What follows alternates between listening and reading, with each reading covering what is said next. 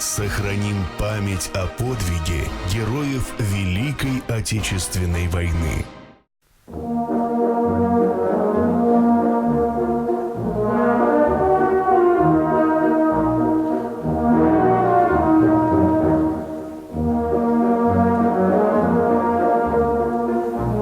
На севере это город Салехард, Ямал-Ненецкого округа. У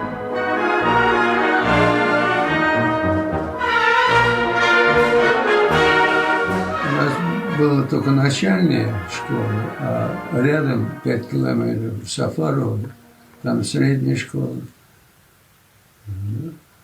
Туда на 5, 6, 7, 8 класс. А уже 8 класса подрос немножко, 15 лет стал. Тяжело стало жить, да. Отца нет. А сестренка, в деревне и работы нет толком, да. Пришлось дать согласие ехать в школу ФЗО учиться. Отправили очень далеко, Ташкент. Ташкентский авиационный завод. При нем школа ФЗО. 1,5 года там обучались. Я получил специальность жестянщики. Но недолго там побыли. Нас собрали 15 мальчишек, тоже моего возраста. Поехали в Оренбургскую область, город Бузулук, для того, чтобы построить архив для Красной Армии. Уже шла война. Планировали, очевидно, архив перевозить, отправить в тыл. Вот и мы лес пилили, вывозили, строили. А уже в декабре месяце, исполнилось 17 лет, меня призвали в армию. В армии тоже недалеко от Бузулука.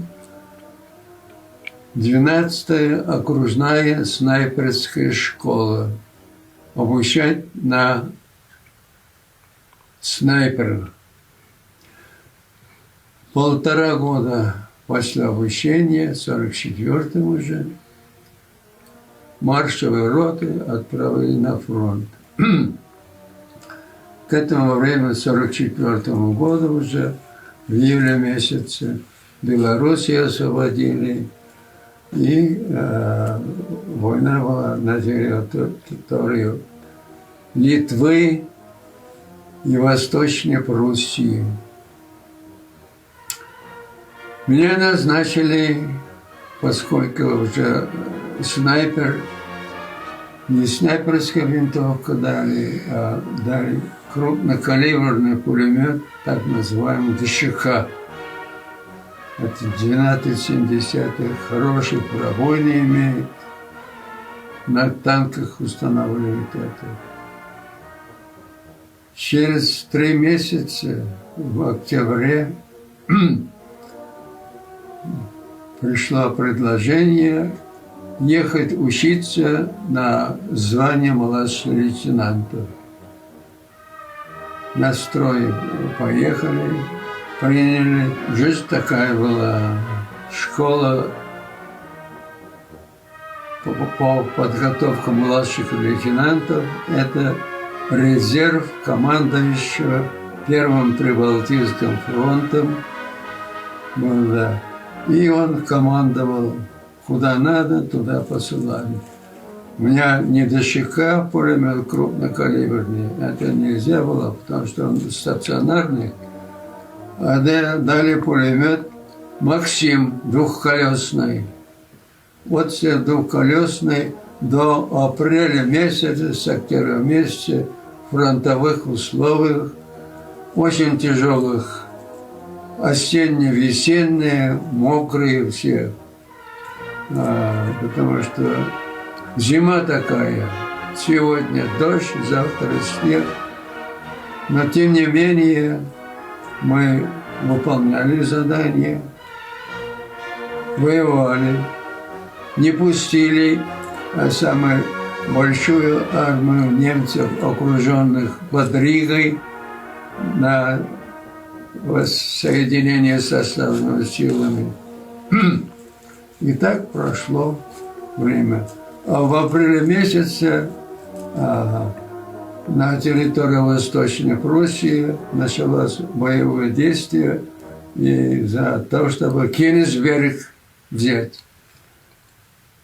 Нам чуть-чуть не удалось, там 50 километров зашли, в это время уже Кёнигсберг пал, они сдались. Практически в апреле закончилась война. После войны, после окончания сдали государственные экзамены на получение звания. Но в связи с окончанием войны уже началась демобилизация войск, и лишние младшие лейтенанты уже не нужны были.